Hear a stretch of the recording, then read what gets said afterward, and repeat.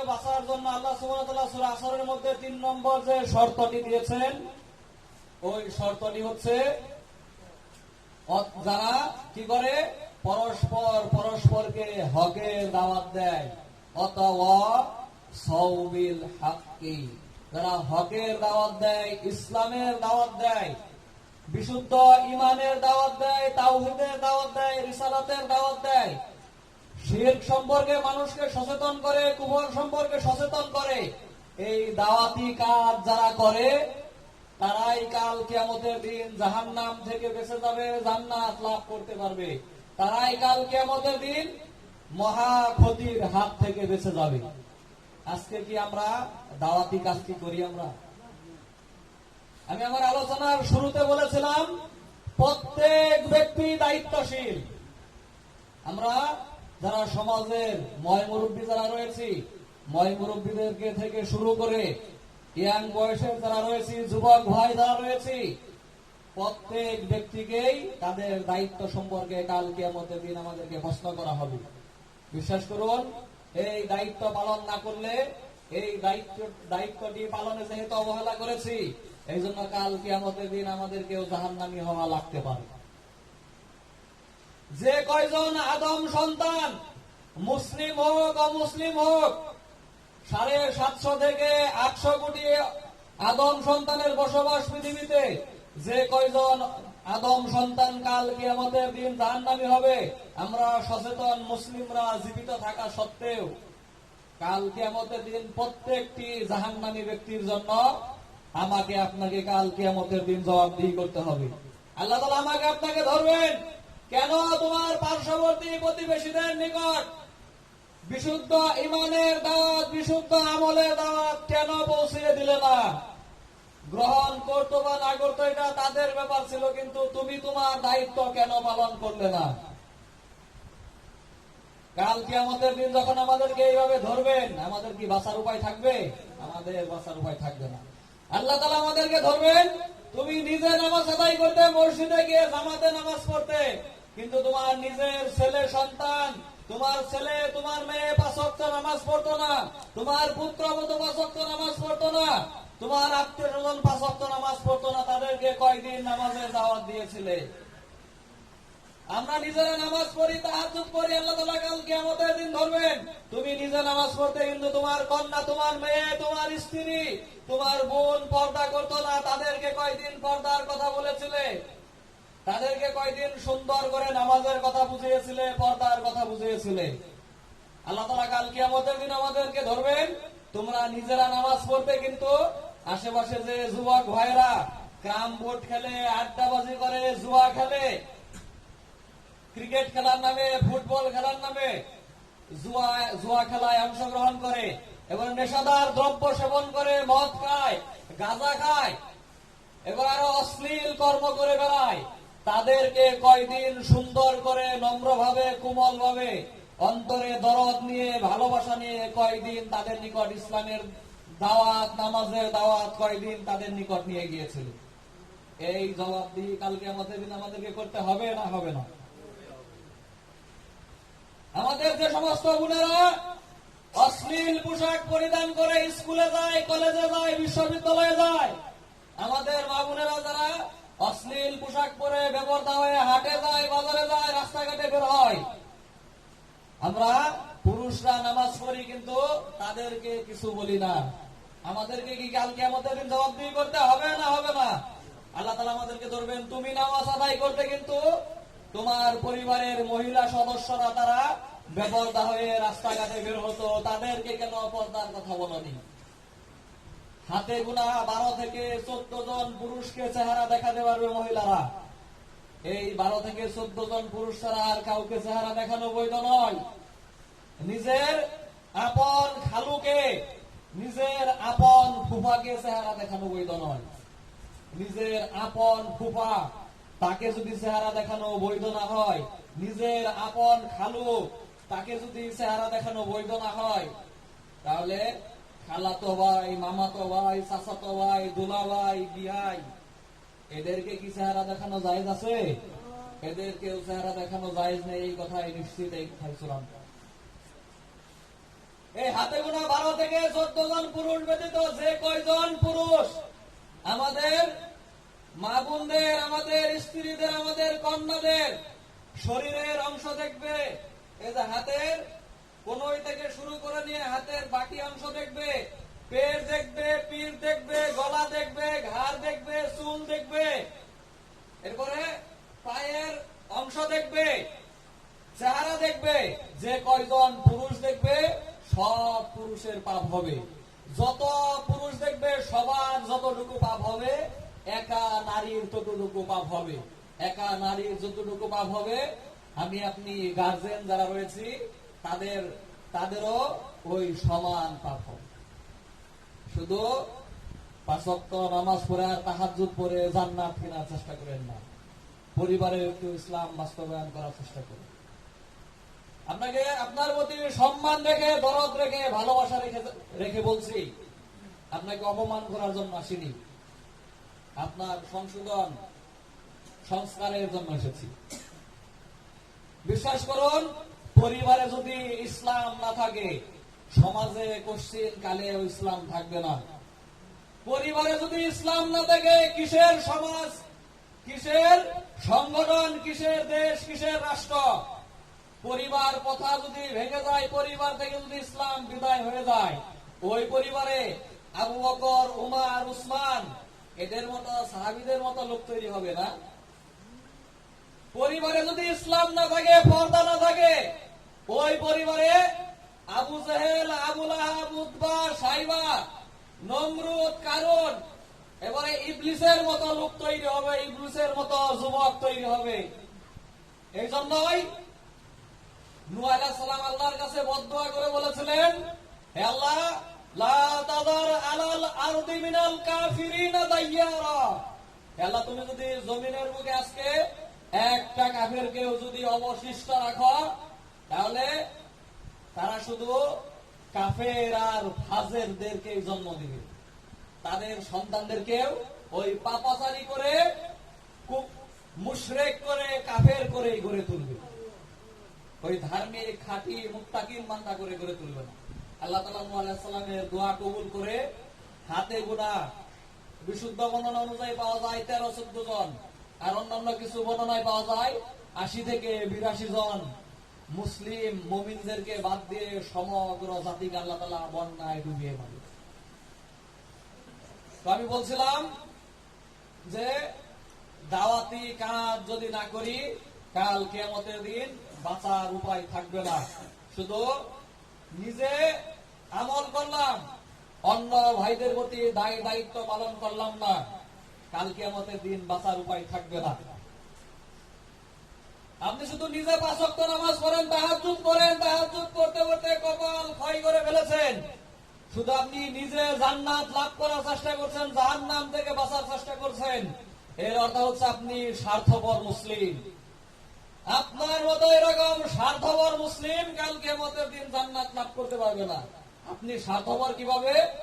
আপনি শুধু একা একা জান্নাত লাভ করতে চান, আপনি শুধু নিজে জাহান্নাম থেকে বাঁচতে চান।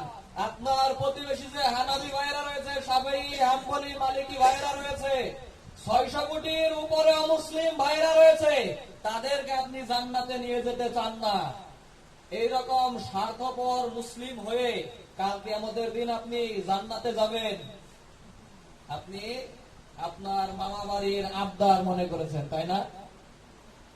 এই কথা আল্লাহ সুবহানাহু ওয়া তাআলা সূরা আসরের মধ্যে বলছেন, জাহান্নাম থেকে বাঁচার সর্বনিম্ন শর্ত হচ্ছে 4টি। তার মধ্যে 3য় নম্বর শর্ত হচ্ছে যারা দাওয়াতি কাজ করে। দাওয়াতি কাজ না করলে বিশ্বাস করুন, কাল কিয়ামতের দিন শুধু নামাজ, রোজা, হজ, যাকাত করে জান্নাত পাওয়া যাবে না।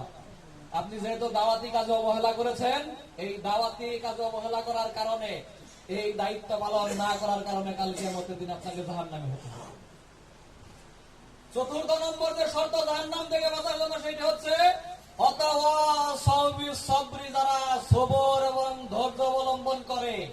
আপনি যখন বিশুদ্ধ ঈমানের দাওয়াত দিবেন, বিশুদ্ধ আমলের দাওয়াত দিবেন, নবী রাসূলগণ যখন বিশুদ্ধ ঈমান আমলের দাওয়াত যখন দিয়েছেন, তাদেরকে যেমন তাদের সমাজ গ্রহণ করেনি, স্বাগত জানায়নি, আপনাকে আপনার সমাজ, আপনার দেশ, আপনার রাষ্ট্র স্বাগত জানাবে না, আপনাকে জামাই আদর করবে না। এই কথা জেনে বুঝেই আপনাকে দাওয়াতি ফিল্ডে দাওয়াত দেওয়ার জন্য, দাওয়াতি কাজ করার জন্য আপনাকে জেনে বুঝে দাওয়াতি ফিল্ডে নামতে হবে। যে দাওয়াতি কাজ করতে গেলেই অসংখ্য বাধা বিপত্তি, জুলুম, অত্যাচার, কটু কথা, গীবত, চুগলখড়ির মুখোমুখি হতে হবে। আল্লাহ সুবহানাহু ওয়া তাআলা সূরা আলে ইমরানের মধ্যে বলে দিয়েছেন, তোমাকে অবশ্যই অবশ্যই তোমার পূর্বে যাদেরকে কিতাব দেওয়া হয়েছিল তাদের পক্ষ থেকে এবং মুশরিকদের পক্ষ থেকে লা তাসমাউন্না আযান কাসীরা, অসংখ্য কষ্টদায়ক বাক্য কথা শুনতে হবে। কেন? অপরাধ কি ছিল মুহাম্মদ সাল্লাল্লাহু আলাইহি ওয়াসাল্লাম? ইসলাম প্রচার করা, এটা ছাড়া কোনো অপরাধ ছিল? কারো বারাবাতে ছাই দিয়েছিলেন, কারো পাকা ধানে মই দিয়েছিলেন, কারো বারাবাতে ছাই দেননি, পাকা ধানে মই দেননি। তার অপরাধ কি ছিল? বিশুদ্ধ ইমানের দাওয়াত দেওয়া, সহিহ আমল এবং আকীদার দাওয়াত দেওয়া। আল্লাহ সুবহানাহু ওয়া তাআলা সূরা বুরুজের মধ্যে বলে দিয়েছেন, ওয়া মা নাকামু মিনহু বিল্লাহি ইউমিনু বিল্লাহিল আজিজিল হামিদ। তারা যে পূর্বের যুগে মুসলিমদের উপরে যে তারা অত্যাচার করেছিল, কেন করেছিল? তারা এক আল্লাহর উপরে ঈমান এনেছিল, এই কারণে অত্যাচার করেছিল। বিশুদ্ধ ঈমান আমলের দাওয়াত দেওয়ার কারণে অত্যাচার করা হয়েছিল। আমি আপনি যখন দাওয়াতি কাজ শুরু করব, আমাকে আপনাকে জঙ্গি বলা হবে, আমাকে আপনাকে সন্ত্রাসী বলা হবে, আমাকে আপনাকে কট্টর বলা হবে, আমাকে আপনাকে বিচ্ছিন্নতাবাদী বলা হবে, আমাকে আপনাকে লামাযহাবী বলা হবে, আমাকে আপনাকে বলা হবে দেশদ্রোহী, ধর্মদ্রোহী, আমাকে আপনাকে বলা হবে আমরা ইমামদেরকে অবমাননা করি, আলেমদেরকে অবমাননা করি। এই ধরনের বিভিন্ন কটূক্তি অপবাদ আমাদেরকে দেওয়া হবে। এইগুলো মেনে নিয়ে জেনে বুঝেই আপনাকে দাওয়াতি ফিল্ডে নামতে হবে। আপনি যদি এইগুলো মেনে নিতে রাজি না হন, আপনার দ্বারা আসলে দাওয়াতি কাজ সম্ভব নয়, আপনার দ্বারা দাওয়াতি কাজের আঞ্জাম দেওয়া সম্ভব নয়। রাসূল সাল্লাল্লাহু আলাইহি ওয়াসাল্লাম একটি হাদিসের মধ্যে বলছেন, তোমাদের পূর্বের যুগের মুসলিম যারা ছিল তাদের উপরে কিরূপ অত্যাচার করা হতো তার বর্ণনা দিয়ে রাসূল সাল্লাল্লাহু আলাইহি ওয়াসাল্লাম বলছেন, বিশুদ্ধ হাদিস, কোন বানোয়াট জালজাইফ হাদিস নয়। রাসূল সাল্লাল্লাহু আলাইহি ওয়াসাল্লাম বলছেন, তোমাদের পূর্বের যুগের মুসলিমদেরকে, মুমিনদেরকে ধরে নিয়ে আসা হতো, অথবা তাদের কোমর পর্যন্ত মাটিতে গেড়ে দেওয়া হতো, মাটি খুঁড়ে গেড়ে দেওয়া হতো, অথবা তাদের মাথায় করাত রেখে তাদেরকে কেটে কেটে কেটে কেটে দুই ভাগ করা হতো। তাদের শরীরের মাংসগুলো লোহার চিরুনি দিয়ে আশ্রিয়ে, তাদের শরীরের মাংসগুলো লোহার চিরুনি দিয়ে ছিঁড়ে ছিঁড়ে ছিঁড়ে ছিঁড়ে আলাদা করা হতো। এই জুলুম অত্যাচার আমাদের পূর্বে যে সমস্ত মুসলিমগণ বিগত হয়েছেন, তাদেরকে কি ইসলামের দাওয়াত দেওয়া থেকে, ইমান থেকে, ইসলাম থেকে কি কিছু হটাতে পেরেছিল? আমার আলোচনা কি বোঝা যাচ্ছে? কিন্তু সারা শব্দে মনে হচ্ছে না যে বুঝতে পারতেছেন। তাদেরকে কি দ্বীনি দাওয়াতের কাছ থেকে কি সরিয়ে আনতে পেরেছিল? সরিয়ে আনতে পারেনি। খাব্বাব বিন আরিদ, তাকে জ্বলন্ত কয়লার উপরে, আগুনের আংটার উপরে শুয়ে দেওয়া হয়েছে। তার পিঠের মাংসগুলো, চর্বিগুলো গলে ওই জ্বলন্ত লোহার আংটা, কয়লা নিভে গিয়েছে, শরীরের চামড়া গলে, মাংস গলে। কিন্তু এই জুলুম অত্যাচার এই সাহাবীকে সরিষার দানা পরিমাণ ইমান থেকে কি সরাতে সক্ষম হয়েছিল? সক্ষম হয়নি। আপনাকে রাসূলের এই হাদিস, সাহাবীদের উপরে এই জুলুম অত্যাচার করা হয়েছিল, এইগুলো সামনে রেখে, এইগুলো মনে রেখে আপনাকে দাওয়াতি ফিল্ডে নামতে হবে। এইগুলো স্বীকার করে আপনাকে দাওয়াতি কাজ করার জন্য মাঠে নামতে হবে। আপনি যদি এইগুলো স্বীকার করতে রাজি না হন, আপনার দ্বারা দাওয়াতি কাজ সম্ভব না। বেলাল রাদিয়াল্লাহু তাআলা আনহুর উপরে বুকে বিশাল বড় পাথর চাপিয়ে দেওয়া হয়েছে। উত্তপ্ত আফ্রিকান সৌদি আরবের যে রৌদ্রের যে তাপ, বালুর মধ্যে আপনি চাউল ছেড়ে দিলে মুড়ি হয়ে যাবে। ওই উত্তপ্ত বালুর মধ্যে বুকে পাথর চাপা দিয়ে, বিশাল বড় পাথর চাপা দিয়ে ঘন্টার পর ঘন্টা তাকে এইভাবে পাথর চাপা দিয়ে রাখা হয়েছে। বিলাল রাদিয়াল্লাহু তাআলা আনহুকে কোন পরমাণু পরিমাণ কি ইসলাম থেকে, ইমান থেকে কি দূরে সরিয়ে রাখা সম্ভব হয়েছে? সম্ভব হয়নি। আসিয়া রাদিয়াল্লাহু তাআলা আনহা, তাকে জ্বলন্ত তেলের মধ্যে নিক্ষেপ করা হয়েছে। তিনি যদি শুধু ইমান ত্যাগ করতেন, ইসলাম ত্যাগ করতেন, ফেরাউনকে আল্লাহ বলে, রব বলে মেনে নিতেন, তাহলে পৃথিবীর মধ্যে, শুধু মিশরের মধ্যে নয়, সমগ্র পৃথিবীর মধ্যে সবচেয়ে আরামায়ের সুখ শান্তি, রাজদরবারের রানীর আরামায়ের সুখ শান্তি ভোগ করতে পারতেন। কিন্তু পৃথিবীর মধ্যে সবচেয়ে সুখ শান্তি আরামায়েশ বর্জন করেছিলেন কোন আশায়? একমাত্র পরকালের আশায়, জান্নাত লাভ করার আশায়, জাহান্নাম থেকে বাঁচার আশায়। আপনি মনে করেছেন যে মিঠা মিঠা সুন্নত পালন করে আপনি জান্নাত লাভ করবেন, তাই না? আপনি এইগুলোকে স্বীকার করে যদি দাওয়াতি কাজ করতে পারেন, তাহলে জান্নাত লাভ করা সম্ভব। মিঠা মিঠা সুন্নতের মাধ্যমে ইসলাম আসেনি, সাহাবীদের ত্যাগের মাধ্যমে, কুরবানির মাধ্যমে ইসলাম এসেছে। ডক্টর ইকবাল বলেছেন যে মুসলিম হওয়া মানে এ শাহাদাতটি ঈদগাহে কদম রাখনা, শাহাদাতের শহীদি কাফেলায় কদম রাখা। মুসলিম হওয়া মানে, ইসলাম গ্রহণ করা মানে হচ্ছে নিজের জীবনকে ইসলামের জন্য বিলিয়ে দেওয়া, নিজের কলিজার তাজা রক্ত ইসলামের জন্য বিলিয়ে দেওয়া। মিঠা মিঠা সুন্নাত পালন করে আপনি জান্নাত লাভ করবেন, আসলে এটা সম্ভব নয়।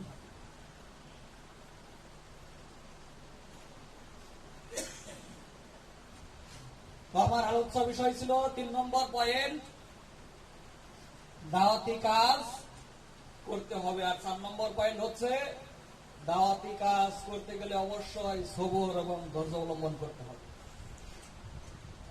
আমি এখন যে পয়েন্টটি আলোচনা করব সেটা হচ্ছে শুধুমাত্র ইয়াং বয়সে রক্ত গরম যুবকদের জন্য। রাসূল সাল্লাল্লাহু আলাইহি ওয়াসাল্লাম নিজে ধৈর্য ধরেছেন, সাহাবীগণ নিজে ধৈর্য ধরেছেন 2-1টি সুন্নাত প্রতিষ্ঠা করার জন্য। অসংখ্য কল্যাণকর, আরো বেশি গুরুত্বপূর্ণ বিষয়কে আমার আপনার মতো এই কম বুদ্ধি সম্পন্ন, এবারে গভীর জ্ঞান না থাকার কারণে বড় কল্যাণকে পদদলিত করে ছোট কল্যাণ, সুন্নত, মুস্তাহাব প্রতিষ্ঠা করার চেষ্টা করেননি সাহাবীরা। এটা সাহাবী এবং তাবিঈদের মানহাজ নয়। আমি স্পষ্ট করে বলতে চাই, আমি পূর্বে যে আলোচনা করেছি, আপনার ভিতরে যদি বড় শিরক, বড় কুফর, বড় নিফাক থাকে, তাহলে হিন্দুরা যেমন জাহান্নামী, আপনিও তেমন জাহান্নামী। আপনি 5 ওয়াক্ত নামাজ আদায় করলেও, তাহাজ্জুদ যদি একদিনও কামাই না যায়, হজ, যাকাত, রমজানের রোজা যতই আপনি আমল করেন না কেন, আপনি ঠিক ওই অমুসলিমদের মতোই জাহান্নামী। তো আমি বলতে চাচ্ছি, আপনি 100% সহিহ পদ্ধতিতে 5 ওয়াক্ত নামাজ আদায় করলেন, একেবারে 100% বিশুদ্ধ সহিহ পদ্ধতিতে, চুল পরিমাণ, সরিষার দানা পরিমাণ কোন জয়ীফ হাদিসের উপরে আমল নেই নামাজের ক্ষেত্রে, কিন্তু আপনার ভিতরে বড় শিরক, বড় কুফর, বড় নিফাক রয়েছে, ইসলাম ভঙ্গকারী কারণ রয়েছে, তাগুদের প্রতি বিশ্বাস রয়েছে, ঈমান রয়েছে, আপনি কি জান্নাত লাভ করতে পারবেন? আমার কথা কি বোঝা যাচ্ছে? এই সহিহ পদ্ধতির নামাজ দিয়ে কাল কিয়ামতের দিন জান্নাত লাভ করা যাবে না যদি আপনার ভিতরে শিরক থাকে, কুফর থাকে, বড় নিফাক থাকে। রাসূল সাল্লাল্লাহু আলাইহি ওয়াসাল্লাম কতটুকু ধৈর্যশীল ছিলেন দেখুন। রাসূল সাল্লাল্লাহু আলাইহি ওয়াসাল্লাম আমার আপনার মতো হুট করে রাতারাতি এই মুহূর্তে এই আমলটি, এই বিশুদ্ধ আমলটি এক্ষুনি প্রতিষ্ঠিত হয় না কেন, এরকম তাড়াহুড়া করেননি রাসূল সাল্লাল্লাহু আলাইহি ওয়াসাল্লাম। তাড়াহুড়া করা সাহাবীদের, তাবিঈদের, রাসূলের মানহাজ নয়। ইসলামের দাওয়াতি ক্ষেত্রে মানহাজ হচ্ছে ধৈর্য অবলম্বন করতে হবে। যেটা রাতারাতি কায়েম হয়, ওটা রাতারাতি ধ্বংস হয়ে যায়। যেটা রাতারাতি, যেটা কায়েম করার জন্য কোনো কষ্ট পরিশ্রম হয় না, ওইটা ধরে রাখার জন্য মানুষের ভিতরে কোনো মূল্যায়ন থাকে না, আগ্রহ থাকে না, ওইটার কোনো দাম থাকে না। রাসূল সাল্লাল্লাহু আলাইহি ওয়াসাল্লাম মক্কা জীবনে অবস্থান করলেন 13 বছর। 13 বছর পর হিজরত করে মদিনায় চলে গেলেন। মক্কায় পার হয়েছে কত বছর? দীর্ঘ 13 বছর। এরপরে মদিনা জীবনে 1 বছর নয়, 2 বছর নয়, 3 বছর নয়, দীর্ঘ 8টি বছর পার হয়ে গিয়েছে। তারপরে তিনি 10,000 সাহাবী নিয়ে মক্কা বিজয় করার জন্য তিনি রওনা হলেন মক্কার উদ্দেশ্যে। আমি কি কথাগুলো ভুল বলছি না? এর বিশুদ্ধতা রয়েছে, বিশুদ্ধতা রয়েছে। 13 বছর আর 8 বছর, কয় বছর হলো? কত বছর? 21 বছর। মক্কা বিজয় যেদিন করলেন রাসূল সাল্লাল্লাহু আলাইহি ওয়াসাল্লাম, তিনি আলীকে বললেন কাবাঘরের মূর্তিগুলো ভাঙ। রাসূল সাল্লাল্লাহু আলাইহি ওয়াসাল্লাম নিজে কাবাঘরের মূর্তি ভাঙছেন আর এই আয়াত পড়ছেন, কুল জাআল হক ওয়া যাহাকাল বাতিল ইন্নাল বাতিলা কানা যাহুকা। বলো সত্য এসে গেছে, মিথ্যা বিদরিত হয়েছে, নিশ্চয় মিথ্যা চিরকালই বিদরিত হয়ে থাকে। রাসূল সাল্লাল্লাহু আলাইহি ওয়াসাল্লাম কাবা ঘরের মূর্তি ভাঙছেন কত বছর পরে? আমার পয়েন্ট হচ্ছে এইটা, কত বছর পরে? মক্কা 13 বছর, মদিনা জীবনের 8 বছর। রাসূল সাল্লাল্লাহু আলাইহি ওয়াসাল্লাম যদি 21 বছর ধৈর্য ধারণ করতে পারেন কাবা ঘরের মূর্তি দূর করার জন্য, আপনার ভিতরে এত তাড়াহুড়া কিসের? আপনি মুরব্বীদেরকে সম্মান করেন না, বড়দেরকে সম্মান করেন না, শ্রদ্ধা করেন না। আপনি রাতারাতি ইমিডিয়েটলি এই মুহূর্তে সহি আকীদা সহি আমল প্রতিষ্ঠিত হয় না কেন? আপনার ভিতরে এই তাড়াহুড়া কেন? এই মানহাজ আপনি কোথায় পেয়েছেন? এটা সাহাবীদের তাবিঈদের মানহাজ নয়। আলেম তিনি অবশ্যই আলেম, তিনি বিদাতি আলেম হোক, হকপন্থী আলেম হোক, তিনি অবশ্যই মাথার তাজ।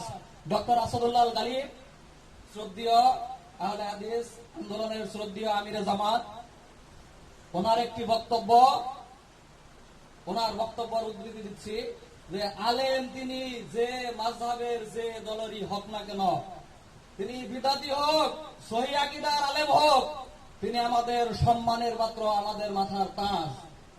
আমাদের আমিরে জামাত যদি এই কথার স্বীকৃতি দিতে পারে, আমার আপনার এই কথার স্বীকৃতি দিতে বাধা কোথায়? একজন বিদাতি আলেম যখন সহি আকীদা গ্রহণ করবে, একজন পীর যখন সহি আকীদা গ্রহণ করবে, তার মাধ্যমে তার সকল অনুসারীরা সহি আকীদা গ্রহণ করবে। রাতারাতি মুহূর্তের মধ্যে লক্ষ লক্ষ মানুষ সহি আকীদা গ্রহণ করবে। রাতারাতি মুহূর্তের মধ্যে হাজার হাজার মানুষ সহি আকীদা বিশুদ্ধ আমল ঈমান গ্রহণ করবে। আপনি বিদাতি আলেম বলে আপনি টিটকারি করেন, কটাক্ষ করেন, এটা সাহাবীদের মানহাজ নয়। আপনার এই কড়া কথা দিয়ে, কড়া ভাষা দিয়ে আপনি কোন পীরপন্থীদের নিকট আপনি পৌঁছাতে পারবেন? আপনার পক্ষে কি সম্ভব হবে? এই যে আমরা কিছুদিন আগে দেখলাম আমাদের শ্রদ্ধেয় শাইখ আব্দুর রাজ্জাক বিন ইউসুফ সাহেবকে তার উপর আক্রমণ করা হলো। আমাদের সহি আকীদার আলেমদের অধিকাংশ বই পুস্তক তাদের নিকট পৌঁছাচ্ছে না। কিন্তু একজন শাইখের নাম বলবো, ডক্টর আব্দুল্লাহ জাহাঙ্গীর রহিমাহুল্লাহ, আমার কুষ্টিয়া ইসলামিক বিশ্ববিদ্যালয় আমার উস্তাদ। আল্লাহ সুবহানাহু ওয়া তাআলা এত কোমলতা, নম্রতা, ভদ্রতা আল্লাহ সুবহানাহু ওয়া তাআলা দিয়েছেন। উনাকে উনি যখন বিশ্ববিদ্যালয়ের বারান্দা দিয়ে হেঁটে যেতেন, উনাকে দেখলে মনে হতো যেন আল্লাহ রাসূলের সাহাবারা হেঁটে যাচ্ছে। তার পোশাক, ইসলামিক লেবাস দেখে, নম্রতা, ভদ্রতা দেখে মনে হতো যেন আল্লাহ রাসূলের সাহাবী যেন হেঁটে যাচ্ছে। আল্লাহ রাসূলের হাতে গড়া সাহাবী যেন এই রাস্তা দিয়ে যেন হেঁটে যাচ্ছে, এইরকম মনে হতো। দাওয়াত দিতে হতো না, নম্রতা, ভদ্রতা, কোমলতা দেখেই অটোমেটিক দাওয়াতের ইসলামের সুঘ্রাণ চারদিকে ছড়িয়ে পড়তো, মুখে কথা বলতে হতো না। তো আমি যে পয়েন্টে আলোচনা করতে যাচ্ছি, তার যে খেদমত বই পুস্তক 26 থেকে 27টি বই তিনি লিখে গিয়েছেন, অমূল্য সম্পদ তিনি রেখে গিয়েছেন। কোরআন সুন্নাহর আলোকে ইসলামী আকীদা, এবারে ফিকহুল আকবার, ইমাম আবু হানিফার লেখা ইমানের উপরে লিখিত, সর্বপ্রথম বিশুদ্ধ ইমানের উপরে লিখিত যে গ্রন্থ, সেই গ্রন্থের নাম হচ্ছে ফিকহুল আকবার। সহি ইমান আকীদার উপরে সর্বপ্রথম যে লিখিত গ্রন্থ, তার নাম হচ্ছে ফিকহুল আকবার। আজকে যুবক ভাই, তুমি ইমাম আবু হানিফাকে কটাক্ষ করো না। ইমাম আবু হানিফার পায়ের ধুলো কণার সমপরিমাণ মর্যাদা দাম তোমার নেই। ইমাম আবু হানিফার জুতা বহন করার যোগ্যতা তোমার নেই। ইমাম ইবনে তাইমিয়া গ্রন্থ লিখেছেন রাফুল মাল আম। যারা ইমামদেরকে কটাক্ষ করে, তাদের দাঁত ভাঙা জবাব দিয়ে তিনি একটি গ্রন্থ লিখেছেন, গ্রন্থের নাম হচ্ছে রাফুল মাল আম। ইমাম ইবনে তাইমিয়া যদি চার মাযহাবের ইমামকে সম্মান করতে পারে, তোমার সম্মান করতে বাধা কোথায়?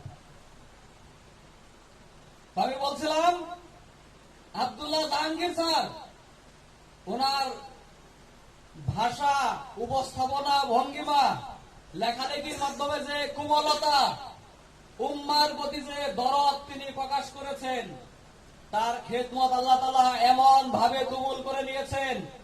তার শ্বশুর ছিল ফুরফুরার পীর, পুরা ফুরফুরার সিলসিলা ভেঙে দুই টুকরা হয়ে গিয়েছে। এক টুকরা সরাসরি অর্ধেক অংশ সহি আকীদা, সহি আমল গ্রহণ করেছে। সকলে বলি আলহামদুলিল্লাহ। তো আমি আপনি তাদের নিকটবর্তী হতে পারছি না। আমাদের উপরে জুলুম করা হচ্ছে, অত্যাচার করা হচ্ছে, আক্রমণ করা হচ্ছে। আর ওইখানে তার বই পুস্তক পৌঁছে গিয়েছে। অর্ধেক একটি পীরের একটা সিলসিলা ভেঙে দুই ভাগ হয়ে সহি আকীদা গ্রহণ করেছে। এটা কি নম্রতা ছাড়া সম্ভব হয়েছে? এটা কি কোমলতা ছাড়া সম্ভব হয়েছে? নম্রতা, কোমলতা ছাড়া সম্ভব হয়নি। সূরা আলে ইমরানের মধ্যে আল্লাহ সুবহানাহু ওয়া তাআলা বলেন, হে নবী, তুমি আল্লাহর রহমতে তুমি কোমল হয়েছো, বিনয়ী হয়েছো। তুমি যদি কোমল বিনয়ী না হতে, তাহলে তোমার আশেপাশে থেকে লোকেরা সরে পড়তো। কর্কশ আচরণকারী যদি হতে, সাহাবারা এবং অন্যান্য অমুসলিমরা তোমার ধারে কাছে ভিড়ত না। কোন শায়েখ কেমন আচরণ করে, কোন ভঙ্গিমায় ইসলাম প্রচার করে, ওইটা আমাদের আদর্শ নয়। সৌদি আরব আমার আদর্শ নয়। কাবাগরের ইমাম কি বলে, ওইটা আমার আদর্শ নয়। ডক্টর আসাদুল্লাহ আল গালিব, উনি আমার আদর্শ নয়। যদি উনি কোরআন সহিহ হাদিস দিয়ে কথা বলে, আমি ওনার কথা মানতে রাজি রয়েছি। কিন্তু যদি ডক্টর আসাদুল্লাহ আল গালিব কোরআন সহিহ হাদিস দিয়ে কথা না বলে, আমি ডক্টর আসাদুল্লাহ আল গালিবের ওই কথা মানতে রাজি নই। শায়েখ আব্দুর রাজ্জাক বিন ইউসুফ যে পর্যন্ত কোরআন হাদিস দিয়ে কথা বলবেন, ওই কথা মানতে রাজি রয়েছি। কিন্তু ওনার কোন কথা যদি কোরআন হাদিসের সাথে না মিলে, ওই কথা মানতে রাজি নই। মুজাফফর বিন মুহসিন যে পর্যন্ত কোরআন সহিহ হাদিস দিয়ে কথা বলবেন, ওই কথা মানতে রয়েছি। কিন্তু যে কথা কোরআন এবং সহিহ হাদিসের সাথে মিলবে না, ওই কথা মানতে রাজি নই। ঠিক তেমনি ভাবে চার মাযহাবের ইমামগণ, তাদের যে কথা কোরআন সহিহ হাদিসের সাথে মিলবে, ওই কথা মানতে রাজি রয়েছি। যে কথা কোরআন সহিহ হাদিসের সাথে মিলবে না, ওই কথা মানতে রাজি নই। আপনি চার মাযহাবের ইমামকে মানা যাবে না এই কথা বলছেন, আবার আপনি নিজে তলে তলে শায়েখ পূজা করছেন। আপনি যে ঘাটের মাঝি, যে ঘাটের কই, তারাও কিন্তু যাদেরকে কটাক্ষ করছেন, আপনি আর তাদের মাঝে কিন্তু সরিষার দানা পরিমাণ পার্থক্য নেই। আমার কথাগুলো একটু করা হলে, শক্ত হলেও বর্তমানে এইটাই বাস্তব। আজকে আপনি ইন্টারনেটে, ইউটিউবে আপনি গরম গরম ফতোয়া দিয়ে বেড়াচ্ছেন আলেমদের বিরুদ্ধে। এটা এই মানহাজ আপনাকে কে শিখিয়েছে? দিন প্রচার মানে অন্যান্য আলেমদের গীবত করা নয়। মাসাইলগত ক্ষেত্রে মতানৈক্য থাকতেই পারে। মৌলিক বিষয়ে কোন সহিহ আকীদার আলেমদের মৌলিক কোন বিষয়ে মতানৈক্য নেই। মাসাইলগত বিষয়ে মতানৈক্য থাকতেই পারে। সাহাবীদের যুগ থেকে, তাবিঈদের যুগ থেকে, কোরআন হাদিস থেকে স্বীকৃত। বুখারী শরীফের এক হাদিসের মধ্যে রাসূলুল্লাহ বলেছেন, মুস্তাহিদ ভুল করলেও এক নেকি, আর মুস্তাহিদ যদি সঠিক সিদ্ধান্তে পৌঁছে তাহলে তার 2 নেকি। সূরা হাশরের মধ্যে আল্লাহ সুবহানাহু ওয়া তাআলা বলেছেন, যারা গাছ কেটেছে আর যারা ওই অবস্থাতে রেখে দিয়েছে, দুই গ্রুপের সাহাবীদেরকে আল্লাহ সুবহানাহু ওয়া তাআলা সমর্থন করেছেন। কাউকে আল্লাহ তাআলা কটাক্ষ করেননি। রাসূল সাল্লাল্লাহু আলাইহি ওয়াসাল্লাম এক হাদিসের মধ্যে বললেন, অমুক স্থানে যাওয়ার পূর্বে আসরের সালাত আদায় করবে না। রাস্তায় আসরের ওয়াক্ত হয়ে গেল, আসরের ওয়াক্ত পার হয়ে যাবে অবস্থা, একদল সাহাবী রাস্তায় আসরের সালাত আদায় করে নিলেন, আর একদল সাহাবী বললেন আমরা তাড়াহুড়া করে, রাসূল বলেছেন ওই স্থানে গিয়ে আসরের নামাজ আদায় করতে, সুতরাং আমরা ওই স্থানে গিয়ে আসরের সালাত আদায় করব। দুই দল সাহাবী দুই ভাবে আসরের সালাত আদায় করলেন দুই টাইমে। রাসূলকে যখন এই ঘটনা বলা হলো, রাসূল কোন দলকে কটাক্ষ করলেন না। একামত এক বাক্যেও দেওয়া যায়, দুই বাক্যেও দেওয়া যায়, যদিও কোনটা বেশি সহি, কোনটা একটু তুলনামূলক কম সহি, কিন্তু দুইটাই সহি হাদিস দ্বারা প্রমাণিত। আপনি একটি সহি হাদিস পালন করবেন, আরেকটি সহি হাদিসকে অস্বীকার করবেন, এটা সাহাবী তাবেঈদের